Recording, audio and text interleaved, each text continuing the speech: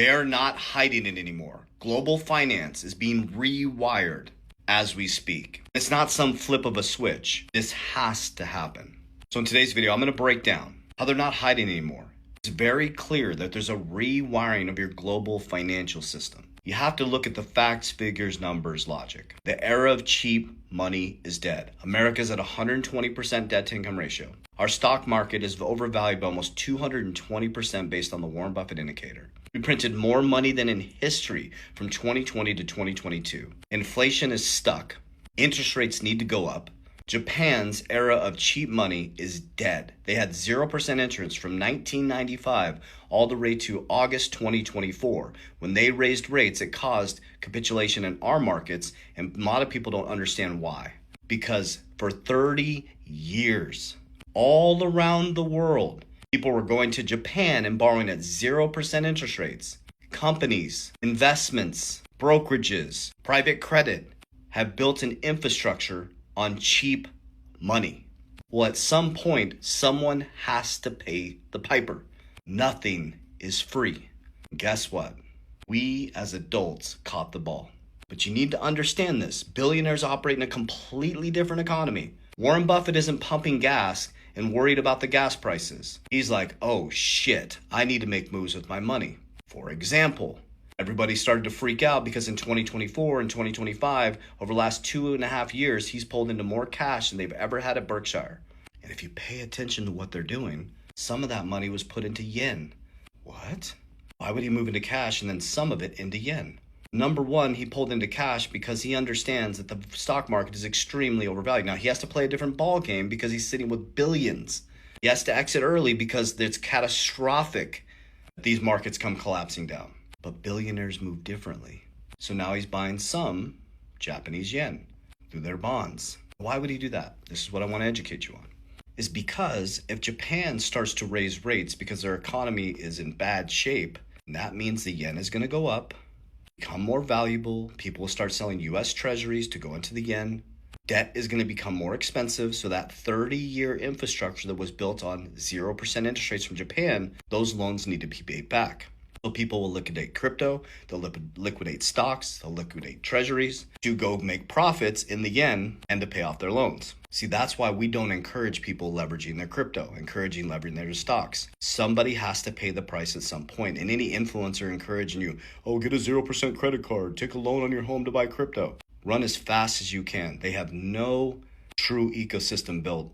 Why would you go borrow from something, go into something extremely volatile like crypto? Buy it with fresh money. Buy it with new money. Build a dollar cost average plan and pull profits. And people telling you not to take profits, always take profits. Don't borrow against a volatile asset like crypto.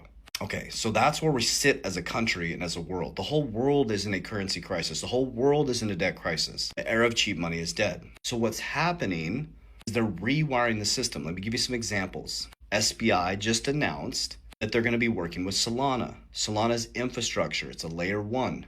Think of like building on a house, on the foundation of a house. SBI, we've talked about this a long time, is partnered with Ripple. SBI is 60% owner, Ripple is 40%. Ripple created XRP, that Ripple and SBI partnered for RLUSD. It's not or, it's and. Solana and Ripple. Ripple's technologies and XRP.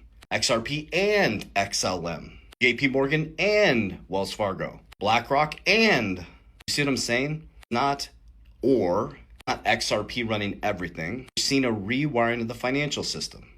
Example, Cointelegraph, BlackRock, Goldman Sachs, JP Morgan, Morgan Stanley, Ripple, and 49 other firms have joined the UK's tokenization task force to develop live tokenization use cases across financial markets. BlackRock, Ripple, JP Morgan, Morgan Stanley, they are all working to tokenize everything. So your job as a new investor or a seasoned investor is to stop following blind leadership and promises, because everything you were promised didn't happen. So now you should say, maybe I should take sovereignty of my wealth. Maybe I should start to think like a billionaire. Maybe I should start to ask myself, what do I truly believe based on my research and my knowledge of what's going to be the new financial system? So what I landed on, I keep it very simple. I sold a ton of crypto. I consolidated into my top 3. I'm only buying XRP, Bitcoin, and Solana. I actually post my buys on X. I'll post them today. That's it.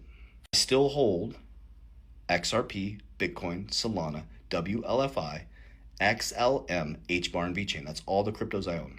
My most speculative one, and I'm going to hold it, is WFI to see what happens. All the other ones, I believe, VChain, HBAR, XLM, XRP, Bitcoin, and Solana, I believe are going to be part of the new infrastructure financial system. The three that I deeply have conviction on, and the only three that I'm accumulating, and I'm going all in, XRP, Bitcoin, and Solana. XRP payments, Solana infrastructure, and Bitcoin store of value. So I have conviction on those. I don't need your approval, and I don't pay attention to people's emotion or their FUD or their loud voices and loud commentary. I do it based on my conviction, and I hold the line. Here's how we win. Is we buy when it's red, and we sell when it's green. Except my Bitcoin. I'm never selling my Bitcoin. If you follow me, that's in my protection category. So my point behind this video is to tell you, if you have patience, they're not hiding anymore. If you have patience and the ability to hold and the ability to stop listening to emotional and bullshit promises and price predictions, and you build a true infrastructure, you may do pretty well. We did.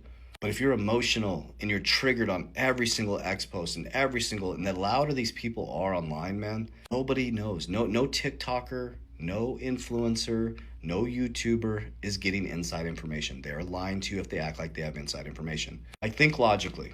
You really think these elites are coming to them and these big companies are coming to a TikToker, Coach JV, or any influencer, no matter how articulate they are, telling them the inside information? Come on, man. And they're like, well, I have inside information. I just can't tell you. The people telling them, I'd be like, shut the hell up. What are you doing? Like, why? That doesn't make any sense. If they're being told information, they're being told the wrong information so they can misguide you. So we just have to start using logic. We need to take a deep breath. We need to relax. Our time will come. You got to plant the seed. You got to till the ground, and you will reap what you sow. Yes, the rewiring of the system is here. The question is, will you be patient? Will you be able to remove the emotion? Will you build enough conviction to be here when the dust settles? We did. We're about to do it again. So enjoy this red in 2026. This is where wealth is built.